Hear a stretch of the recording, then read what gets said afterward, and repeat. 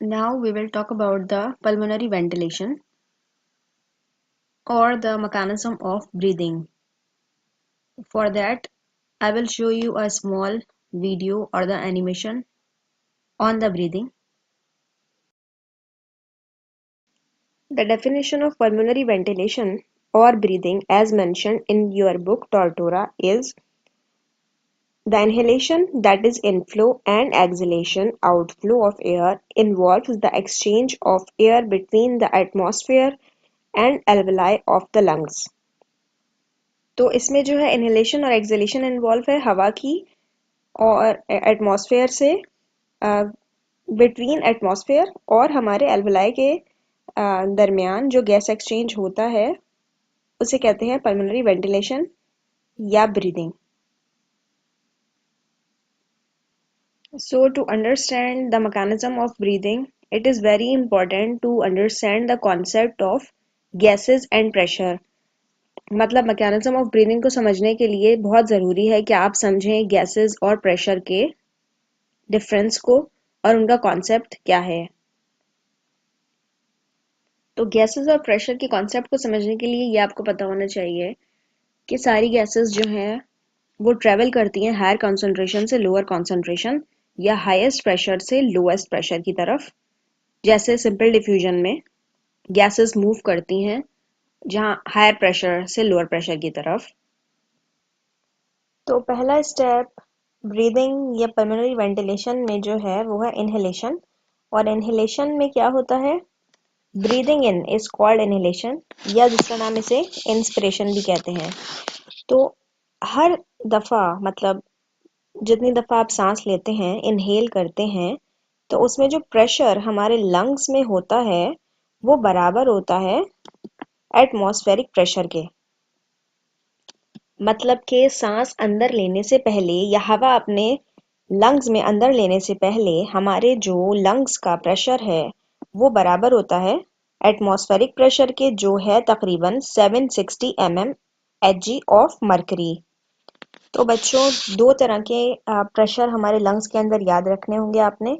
एक है alveolar pressure और इसका नाम दूसरा है इंट्रापल्मोनिक प्रेशर.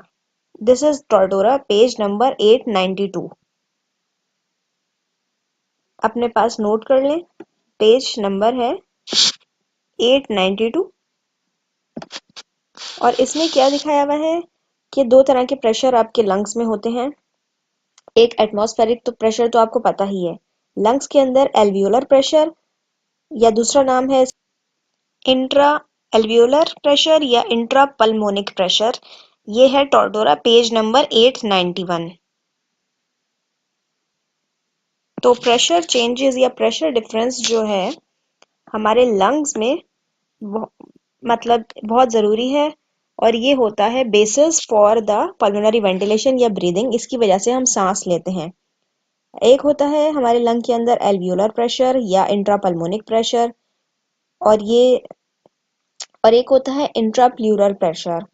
अच्छा, सांस लेने से पहले जैसे ये रेस्ट है, रेस्ट पोजीशन है, तो रेस्ट पोजीशन पे जो प्रेशर है मतलब सांस लेने से पहले वो बराबर होता है एटमॉस्फेरिक प्रेशर के. ठीक है, हमेशा जो है मतलब हमेशा याद रख लीजिएगा कि इंट्राप्ल्यूरल प्रेशर ये क्या होता है, ये होता है दो आपने प्लूरल मेम्ब्रेन के नाम पढ़े हैं, विसरल प्लूरा और पैरेटल प्लूरा, और इनके दरमियान है प्लूरल कैविटी और उसमें फ्लूइड होता है. वहां पे जो है एक प्रेशर होता है जिसे कहते हैं इंट्राप्ल्यूरल प्रेशर. ये हमेशा जो है -4 होता है एटमॉस्फेरिक प्रेशर से. अगर ये ना हो तो हमारे लंग्स जो है वो कोलैप्स कर सकते हैं. तो दो प्रेशर आपने याद रखने हैं हमारे लंग्स के, एल्वियोलर प्रेशर या इंट्रापल्मोनिक प्रेशर और दूसरा है इंट्राप्ल्यूरल प्रेशर. तो दिस इज द इनकी प्रेशर डिफरेंस की वजह से हम सांस लेते हैं. एक नॉर्मल या क्वाइट इनहेलेशन जिसे कहते हैं, नॉर्मल इनहेलेशन में इनहेल करने के लिए जो है हमारे वॉल्यूम जो है वो इंक्रीज होता है लंग्स का. अच्छा, प्रेशर डिफरेंस जो है वो जो डेवलप होता है उसके लिए एक इम्पॉर्टेंट लॉ है जिसे कहते हैं बॉयल्स लॉ. ये है पेज नंबर 890, जो ये कहता है कि volume of the gas is inversely proportional to the pressure. अगर वॉल्यूम ज़्यादा है तो प्रेशर यहाँ पे कम है. जैसे वॉल्यूम यहाँ पे 1 लीटर के करीब है तकरीबन, और प्रेशर यहाँ 1 एटमॉस्फेरिक प्रेशर है, ATM। और हमने यहाँ पे एक सिलेंडर लिया है और इसमें प्रेशर गेज लगा हुआ है। हमने पिस्टन को नीचे की तरफ धकेला है, जिसका क्या हुआ, जिसके नतीजे में वॉल्यूम तो कम हो गया है पानी का, यहाँ इसमें पानी भरा हुआ है, लेकिन प्रेशर जो है यहाँ पे ज्यादा हो गया है। आप ये देख सकते हैं, जैसे कि वॉल्यूम आधा लीटर है यहाँ पे पानी का, और प्रेशर जो है 2 है, 2 एटमॉस्फेरिक प्रेशर या MMHG कह सकते हैं आप। और यहाँ पे जो है, यहाँ पे डबल हो रहा है। जब हम प्रेशर जब हम वॉल्यूम कम कर रहे हैं तो प्रेशर बढ़ रहा है, याद रख लीजिए। और यहाँ पे जहाँ पे वॉल्यूम ज्यादा है तो प्रेशर कम है। इसी के ऊपर हमारे लंग्स जो हैं वो वेंटिलेशन करते हैं और हम ब्रीदिंग करते हैं। तो इनहेलेशन, सांस अंदर या हवा अंदर लेने से पहले लंग्स में, हमारे लंग्स में जो प्रेशर है, या आप ये कह सकते हैं एल्वियोलर प्रेशर, वो होता है बराबर एटमॉस्फेरिक प्रेशर के, जो कि है 760 mmHg। जैसे कि मैंने आपको बताया है, एयर जो है वो मूव करती है हायर प्रेशर से लोअर प्रेशर, जैसे कि डिफ्यूजन में होता है, हायर प्रेशर या हायर कॉन्सेंट्रेशन से लोअर कॉन्सेंट्रेशन की तरफ मूव करती है। हम यहाँ प्रेशर की बात कर रहे हैं कॉन्सेंट्रेशन की जगह पे। तो अपने इनहेल करने के लिए या अपने लंग्स में हवा भरने के लिए प्रेशर जो है एल्वेलाई का वो कम होना चाहिए एटमॉस्फेरिक प्रेशर से। तो मैं ये रिपीट कर रही हूँ, हवा को अंदर लेने के लिए अपने लंग्स में, क्योंकि हवा जो है हायर कॉन्सेंट्रेशन से लोअर कॉन्सेंट्रेशन की तरफ आती है, इसी वजह से हमारे लंग्स में प्रेशर जो है ये alveoli, alveolar pressure, intrapulmonary intra pleural pressure कम होना चाहिए एटमॉस्फेरिक प्रेशर से। और ये कैसे होगा, ये आपने पढ़ा जैसे बॉयल्स लॉ में, कि वॉल्यूम बढ़ाते हैं तो प्रेशर कम होता है। वहां पे प्रेशर डिफरेंस क्रिएट करने के लिए हमें लंग्स का साइज बढ़ाना है, क्योंकि आपको पता था कि इनहेलेशन में आपने ये पढ़ा है कि जस्ट बिफोर इनहेलेशन 760 mmHg है हमारा इंट्रा एल्वियोलर प्रेशर लंग्स के अंदर, लेकिन हमें प्रेशर डिफरेंस क्रिएट कराना है ताकि हवा मूव करे, तो हमें ये कम करना पड़ेगा। तो इसलिए हमें कम करने के लिए लंग्स के साइज को बढ़ाना पड़ेगा, और ये ऐसे अचीव होगा कि हमारे जो थोरेसिक कैविटी है, हमारी जो बॉडी है, ये एक सिलोम जैसे कह सकते हैं आप। हमारी जो बॉडी है, तो हमारी बॉडी एक, आप समझ लें कि एक टैंक की तरह है या सिलेंडर की तरह है, हॉलो स्ट्रक्चर है और उसके अंदर ऑर्गन्स भरे हुए हैं। अच्छा, जो हमारा थॉरेक्स रीजन है, जो ऊपर का हिस्सा है, अपर बॉडी, ये 2 कैविटीज में डिवाइड है। एक है एब्डोमिनल कैविटी, और ऊपर का चेस्ट वॉल जहाँ पे चेस्ट प्रेजेंट है, ये है थोरेसिक कैविटी। तो इनको जो डिवाइड कर रहा है वो एक मसल है, स्ट्रॉन्ग स्केलेटल मसल, जिसका नाम है डायफ्रम। ये डायफ्रम यहाँ पे प्रेजेंट होता है, ये जैसे बैंड नजर आ रहा है आपको। तो ये डायफ्रम जो है ये डिवाइड कर रहा है हमारे थोरेसिक और एब्डोमिनल कैविटी को, और ये इलास्टिक होता है, इसकी मूवमेंट होती है सांस लेने के दौरान। और इसकी जो शेप है ये डोम शेप का होता है, जैसे आप ये देख सकते हैं, this is dome shape diaphragm. This is just present just below the lung chest wall. तो सबसे इनहेलेशन के दौरान, जो इनहेलेशन में सबसे इम्पोर्टेंट मसल है वो है डायफ्राम, जो कि डोम शेप है, मैंने आपको दिखाया था। ये फॉर एग्जांपल एक चेस्ट एक्सरे है, इसमें जो ये शेडो आ रहा है इस तरह का हमारे लंग्स का, और हमारे ये बीच में रिब्स नजर आ रहे हैं और इनके बीच में कुछ मसल्स होते हैं और एयर होती है इस तरह से, इसीलिए ये आपको ब्लैक नजर आ रहा है। जबकि ये वाइट पार्ट जो है ये बोन्स और मसल्स यहाँ पे इन्वॉल्व हैं। तो यहाँ पे ये जो डोम शेप नजर आ रही है, यहाँ पे डायफ्राम होता है।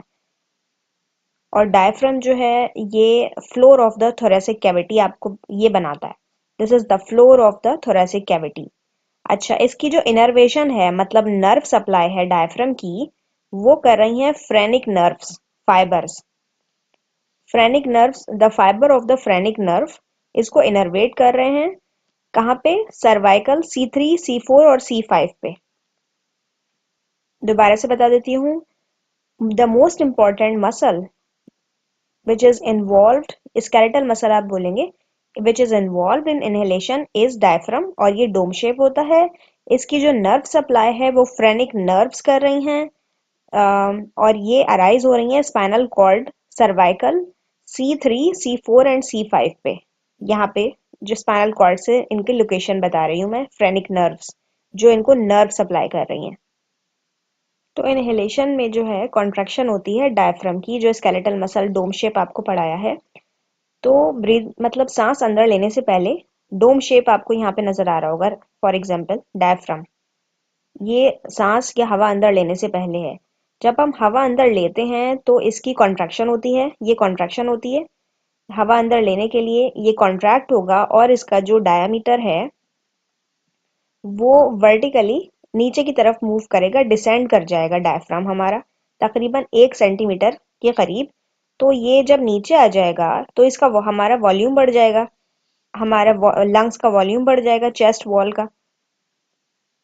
और ये कितना नीचे आएगा, ये 1 सेंटीमीटर के करीब नीचे आएगा। और इस तरह से हवा का जो प्रेशर डिफरेंस है एटमॉस्फेरिक प्रेशर से, मतलब जो प्रेशर डिफरेंस है एटमॉस्फेरिक प्रेशर और एल्वियोलर प्रेशर, वो तकरीबन हो जाता है 1 to 3 mmHg। मतलब हमारा जो एल्वियोलर प्रेशर है वो डिफरेंट होगा, कम होगा किससे, एटमॉस्फेरिक प्रेशर से 2 या 3 mmHg के करीब। और हवा कितनी अंदर आती है, जब हमारा जैसे ही वॉल्यूम बढ़ेगा, आपने पढ़ा है बॉयल्स लॉ, जब वॉल्यूम ज्यादा होगा तो जो हवा होगी 760 से, आपने पढ़ा था कि इनहेल करने से पहले हमारा 760 था, अब यहाँ पे 758 हो जाएगा फॉर एग्जांपल। प्रेशर कम हो गया, तो प्रेशर कम हो गया है, क्यों कम हो गया है, क्योंकि हमने वॉल्यूम बढ़ा दिया है। और जैसे ही प्रेशर कम होता है तो आपको पता है कि हवा जो है वो मूव करती है higher pressure to lower pressure. यहाँ पे प्रेशर कम हुआ क्योंकि हमने वॉल्यूम भी बढ़ा दिया। और यहाँ पे कितनी हवा अंदर आ गई, 500 ml, याद रख लेना है आपने। तो इनहेलेशन या नॉर्मल इनहेलेशन में जो हवा है वो 500 ml के करीब हमारे लंग्स को भर देती है। जैसे कि आप यहाँ पे देख सकते हैं, यहाँ पे मैंने रिब केज दिखाया है। अच्छा, हमारे जो बॉडी है, मैंने आपको बताया था हमारी बॉडी के अंदर कैविटीज हैं, थोरेसिक कैविटी और एब्डोमिनल कैविटी। तो हमारी जो ये थोरेसिक कैविटी है इसके अंदर लंग्स मौजूद हैं। और लंग्स जो हैं वो अल्लाह ताला ने उसको एक प्रोटेक्शन दी हुई है, बोनी प्रोटेक्शन जैसे कहते हैं, रिब केज, एक जाल बनाया हुआ है हमारे लंग्स के चारों तरफ। अच्छा, अब यहाँ पे जो दिखाया है मैंने, ये डायफ्राम दिखाया है बना के, ये डोम शेप है। और यहाँ अगर सामने से देखेंगे एंटीरियर व्यू से, ये लेटरल व्यू कहेंगे, इसे साइड से देख रहे हैं हम, ये एंटीरियर व्यू है। और इसमें भी डोम शेप यहाँ पे बना हुआ है। तो इनहेलेशन में इसकी कॉन्ट्रैक्शन हो रही है, ये डिसेंड कर रहा है नीचे की तरफ 1 सेंटीमीटर के करीब, और हवा जो है 500 ml आ जाती है तकरीबन। यहाँ पे सिर्फ आप डायफ्राम को फोकस कीजिएगा, ये नॉर्मली डोम शेप इस तरह होता है, लेकिन जब ये इनहेल करते हैं आप तो ये डॉटेड लाइन से शो हो रहा है, नीचे आ गया है। अच्छा, दो तरह की ब्रीदिंग होती है, एक normal quite breathing. Quite breathing का मतलब होता है जिसमें जो नॉर्मल ब्रीदिंग आप करते हैं, जो रेस्ट पोजीशन पे आप सांस ले रहे हैं, कहीं बैठे हुए हैं, कहीं कोई ऐसा सच एक्सर्शन नहीं कर रहे, कोई ऐसा काम नहीं कर रहे जिसमें आपको जोर से सांस लेनी पड़े। एक होती है स्ट्रेनस ब्रीदिंग, या इसे कहते हैं फोर्सफुल फोर्सफुल ब्रीदिंग।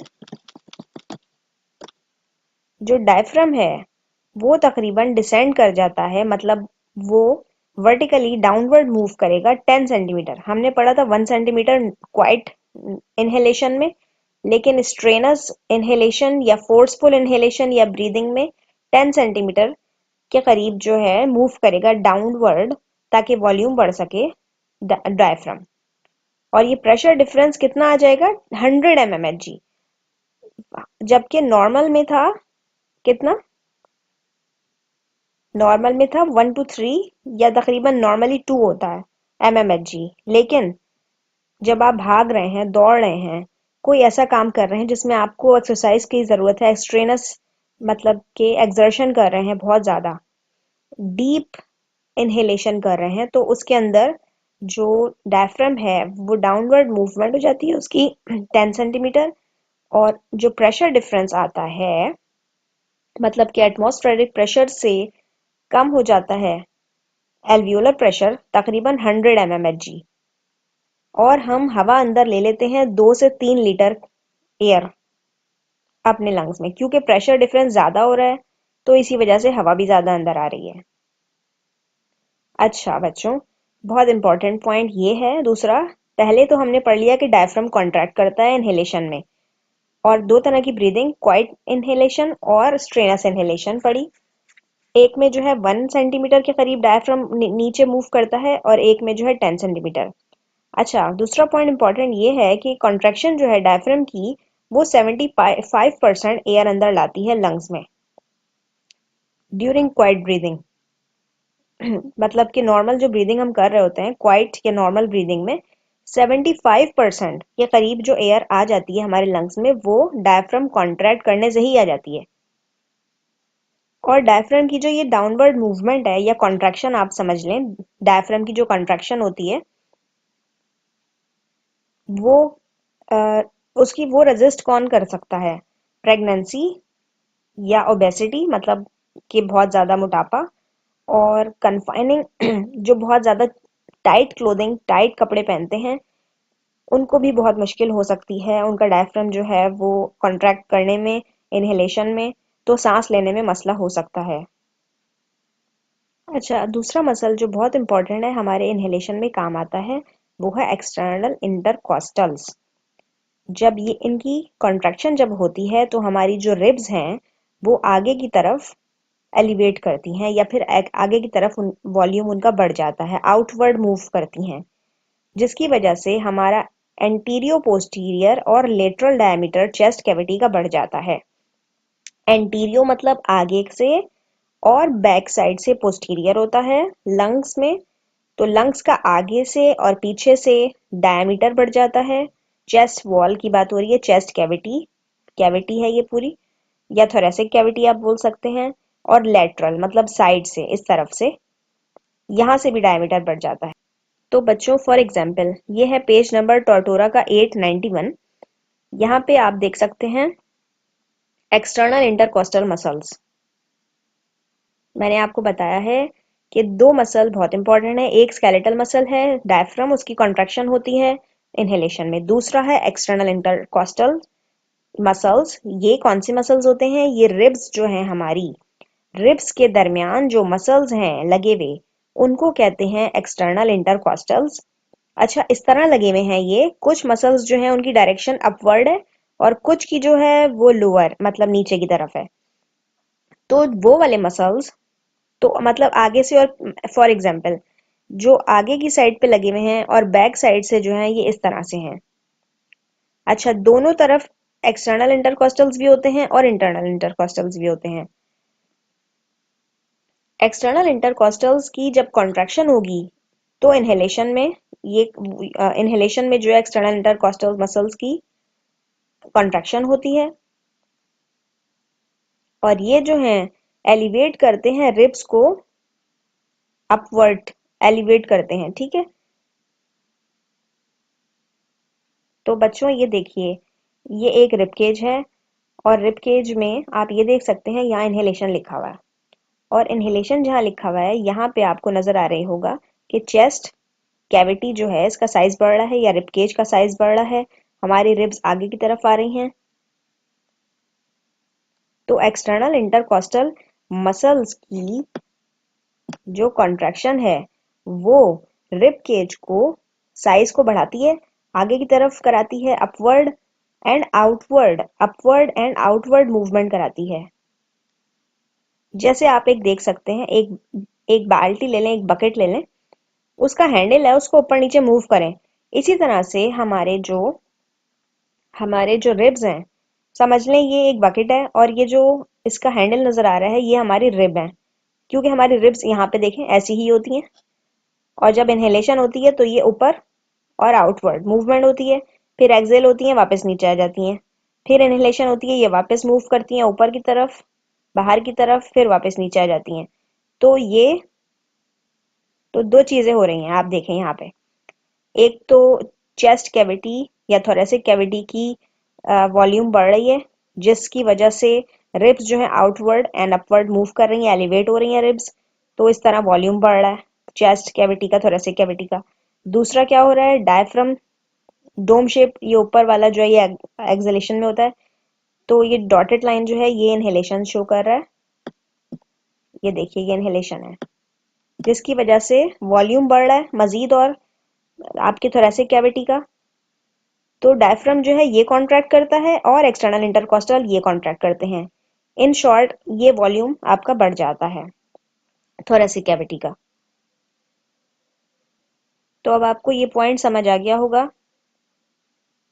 तो यहाँ पे जो हमने बात की थी एंटीरियो पोस्टीरियर, आगे से भी, मतलब antero, this is the anterior side for example, and this is the posterior side, और ये जो साइड में नजर आ रहा है ये लेटरल साइड है। चारों तरफ से वॉल्यूम बढ़ जाता है आपकी चेस्ट कैविटी या थोरेसिक कैविटी। तो ये आपका पॉइंट ये वाला क्लियर हो गया होगा कि एंटीरियर पोस्टीरियर और लेटरल डायमीटर जो है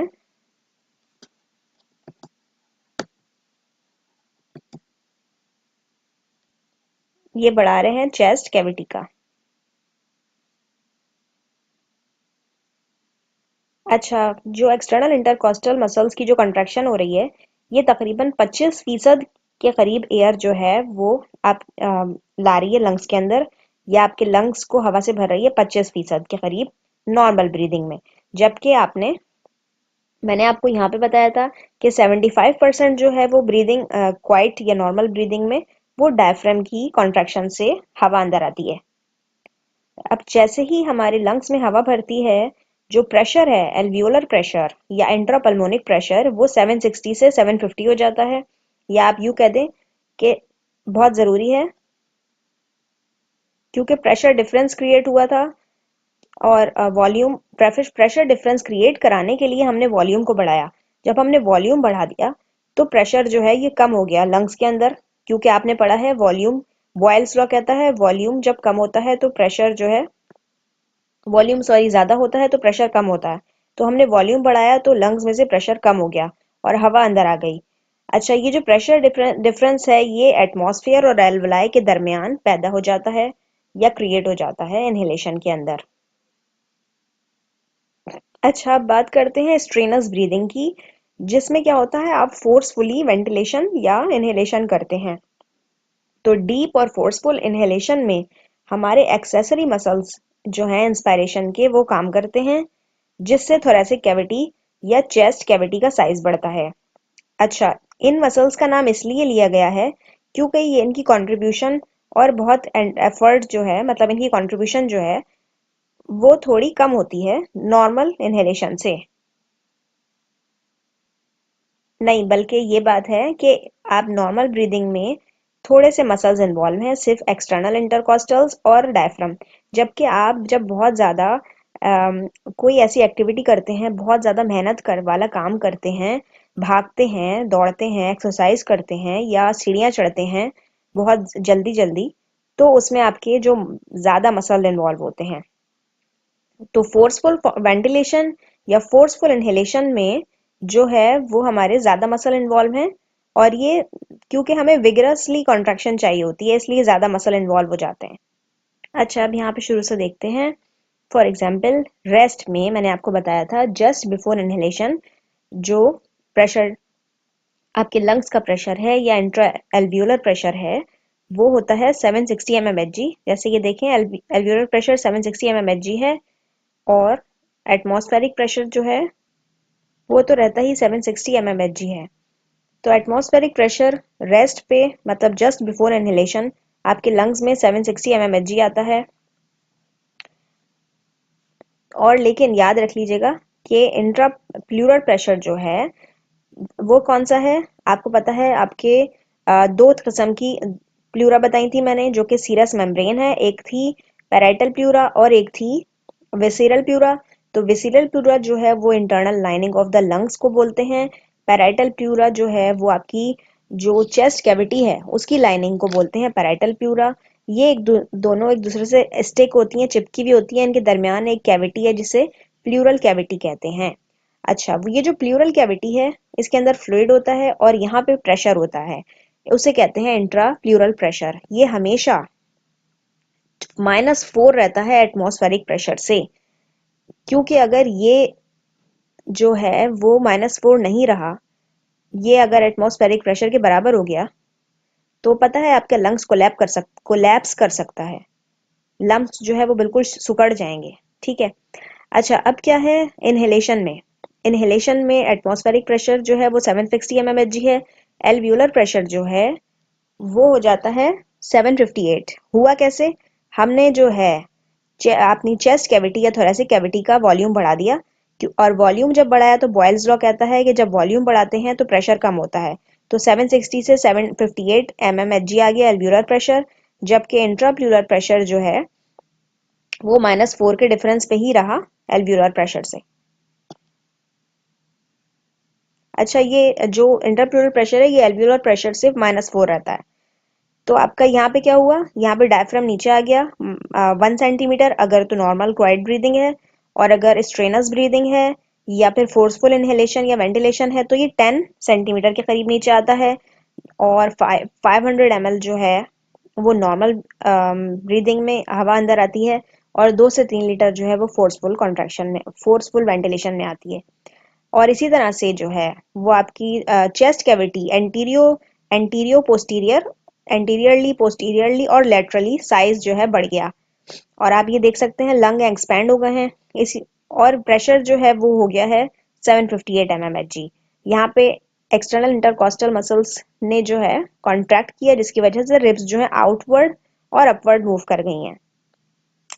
अच्छा, अब क्या है एक्सेलेशन में? क्या है एक्सेलेशन में? अपोजिट काम हो रहा होता है, अपोजिट। और इसमें क्या होता है कि एल्व्यूलर प्रेशर जो है, अच्छा ये जो हवा अंदर आती है हमारे लंग्स के अंदर, ये तब तक आती है जब तक जो है प्रेशर 758 mmHg रहता है डिफरेंस।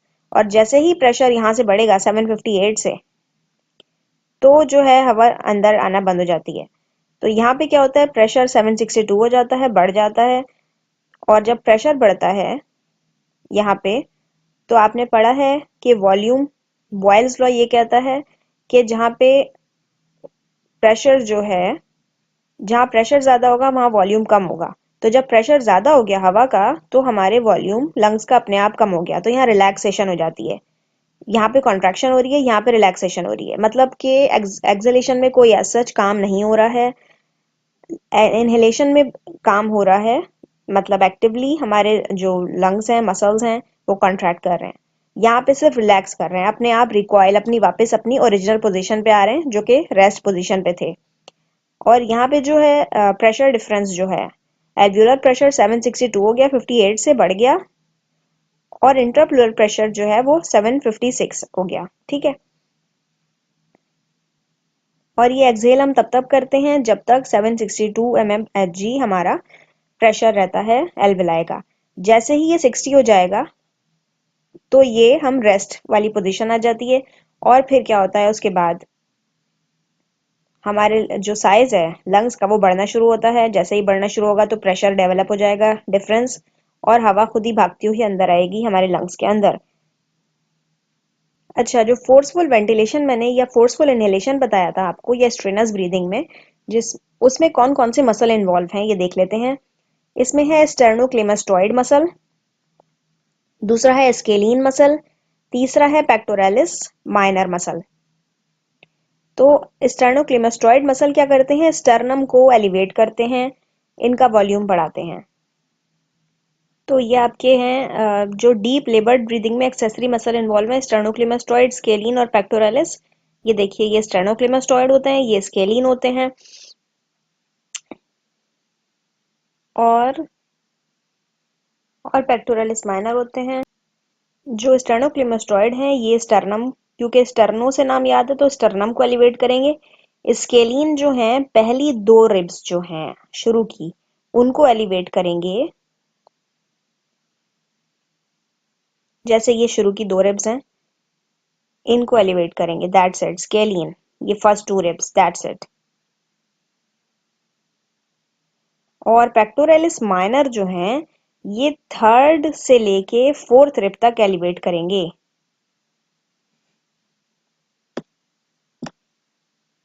तो ये जो फर्स्ट टू आ गई, ये 3, 4, 5, ये 3 जो रिब्स हैं ये एलिवेट हो रही हैं पेक्टोरलिस माइनर की वजह से।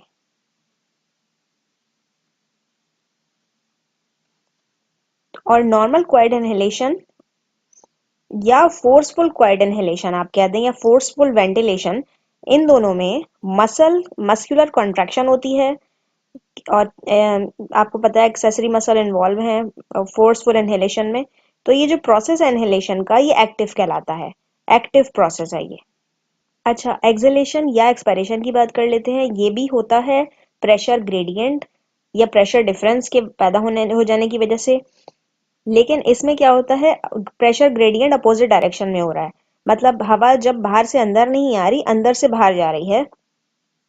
और यहाँ पे जो लंग्स में प्रेशर है या इंट्रा एल्वियोलर प्रेशर है वो ज़्यादा है एटमॉस्फेरिक प्रेशर से।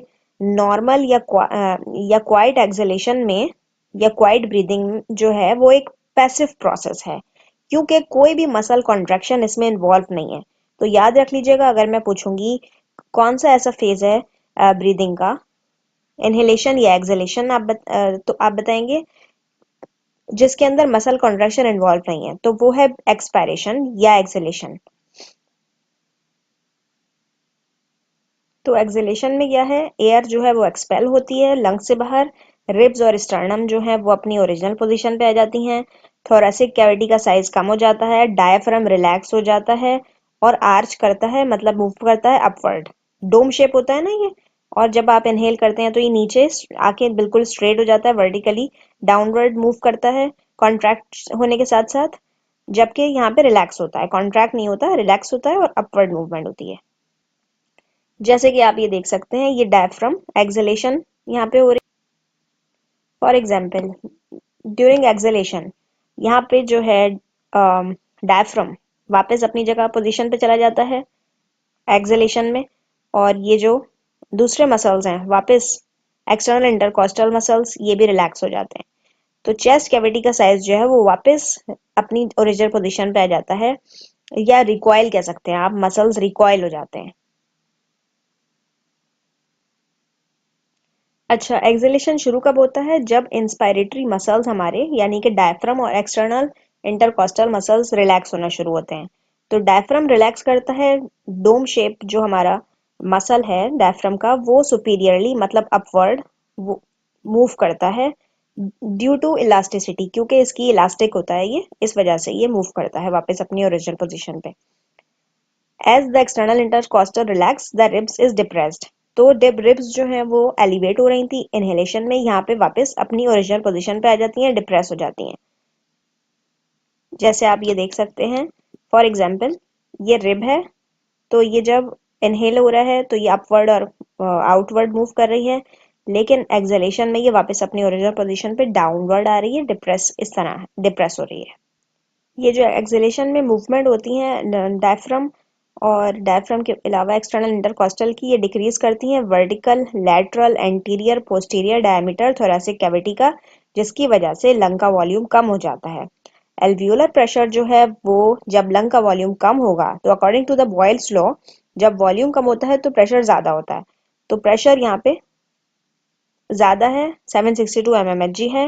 एयर जो है वो फ्लो करती है higher pressure to lower pressure, मतलब कि अल्वेलाई से बाहर मूव करेगी, to the area of lower pressure मतलब एटमॉस्फेयर में मूव करेगी। एक्सहेलेशन जो है एक्टिव तभी होती है, सिर्फ फोर्सफुल ब्रीदिंग या फोर्सफुल एक्सहेलेशन, जब आप फोर्सफुल एक्सहेल कर रहे होते हैं तब एक्टिव होती है। वरना आपको पता है एक्सहेलेशन एक पैसिव प्रोसेस है, क्योंकि यहाँ पे कोई मसल की कॉन्ट्रैक्शन इन्वॉल्व नहीं है। क्योंकि एक्सहेलेशन जब हम फोर्सफुली कर रहे होते हैं एक्सहेल या फोर्सफुल ब्रीदिंग में, एक्सहेलेशन जो है वो एक एक्टिव प्रोसेस इसलिए है क्योंकि मसल्स इन्वॉल्व हैं।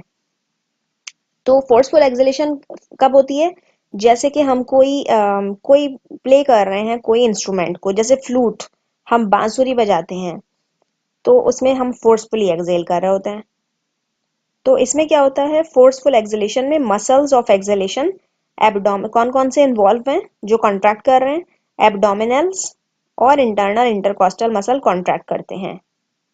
तो बच्चों, यह आपकी तलाक के लिए फोर्सफुल एक्सहेलेशन में जो मसल इन्वॉल्व हैं या कॉन्ट्रैक्ट कर रहे हैं वो इंटरनल इंटरकॉस्टल हैं, जिनकी जो पोजीशन है, जो रिब के दरमियान लगे हैं, ये मतलब वो नहीं ऐसे लगे हुए हैं डाउनवर्ड पोजीशन में। और जो हमारे एब्डोमिनल मसल हैं वो कौन कौन से होते हैं? 3 किस्म के होते हैं, इंटरनल ऑब्लिक, ट्रांसवर्स एब्डोमिनस और रेक्टस एब्डोमिनस। ये सारे भी मूव मतलब कॉन्ट्रैक्ट करते हैं। एक्सटर्नल ऑब्लिक भी है, external oblique, internal oblique, transfer abdominis और रेक्टस एब्डोमिनस। तो ये हमारा ब्रीदिंग साइकिल है। इनहेलेशन और एक्सहेलेशन होती ही प्रेशर डिफरेंस की वजह से है। एल्वियोलर प्रेशर में चेंजेस आती हैं तभी हम एक्सहेल और इनहेल करते हैं। तो इनहेलेशन में जो है वो थोरेसिक कैविटी का साइज बढ़ता है और वॉल्यूम बढ़ता है, लंग्स एक्सपैंड कर जाते हैं, जिसकी वजह से एल्विलाई एल्वियोलर प्रेशर 758 mmHg हो जाता है। एटमॉस्फेरिक प्रेशर 768 है तो उससे कम हो गया। और इसमें कौन कौन से मसल इन्वॉल्व हैं? कॉन्ट्रैक्शन हो रही है, ये एक एक्टिव प्रोसेस है। इसमें इनहेलेशन में डायफ्राम कॉन्ट्रैक्ट कर रहे हैं और एक्सटर्नल इंटरकॉस्टल मसल कॉन्ट्रैक्ट कर रहे हैं एक नॉर्मल ब्रीदिंग में। जबकि लेबर्ड या फोर्सफुल या स्ट्रेनस इनहेलेशन में स्टर्नोक्लेमास्टॉइड, स्केलीन और पेक्टोरलिस माइनर, ये तीनों मैं आपको बता चुकी हूँ। और ये कौन कौन से स्टर्नोक्लेमास्टॉइड जो है वो स्टर्नम, स्केलीन जो है वो फर्स्ट टू रिब्स और पेक्टोरलिस माइनर जो है वो आपके 3 से लेके 5वीं रिब तक कॉन्ट्रैक्शन बल्कि मूवमेंट कराती हैं रिब्स की आउटवर्ड और अपवर्ड। अच्छा, अब जैसे ही यहाँ पे ये 7 एल्वियोलर प्रेशर इतना हो गया है तो एक्सहेलेशन में क्या हो रहा है? थोरेसिक कैविटी का साइज जो है वो कम हो रहा है क्योंकि लंग्स इसमें रिकॉइल कर जाते हैं। रिकॉइल करने का मतलब है अपनी ओरिजिनल पोजीशन पे वापस आ जाना। और नॉर्मल क्वाइट एक्सहेलेशन के अंदर डायफ्राम और एक्सटर्नल इंटरकॉस्टल मसल्स रिलैक्स करते हैं। ये एक पैसिव प्रोसेस है। नॉर्मल क्वाइट एक्सहेलेशन एक पैसिव प्रोसेस इसलिए है क्योंकि कोई मस्कुलर कॉन्ट्रैक्शन इन्वॉल्व नहीं है, जबकि इनहेलेशन जो है एक्टिव प्रोसेस है क्योंकि मस्कुलर कॉन्ट्रैक्शन इन्वॉल्व है। लेकिन जो फोर्सफुल एक्सहेलेशन है उसके अंदर इंटरनल इंटरकॉस्टल मसल्स कॉन्ट्रैक्ट करते हैं और एब्डोमिनल मसल्स भी कॉन्ट्रैक्ट करते हैं। अच्छा, जब ये रिकॉइल होंगे अपनी ओरिजिनल पोजीशन पे वापस आते हैं तो एल्वियोलर प्रेशर जो है वो बढ़ जाता है 762 mmHg। वो इस वजह से क्योंकि बॉयल्स लॉ कहता है कि जब वॉल्यूम कम होगा तो प्रेशर ज़्यादा होगा, तो वॉल्यूम यहाँ कम हो गया और प्रेशर ज़्यादा हो गया। और इस तरह से ये साइकिल जो है वो रिपीट होता रहता है सांस लेने का। सो बच्चों, this was all about the pulmonary ventilation. तो if you have any question you can ask about the breathing.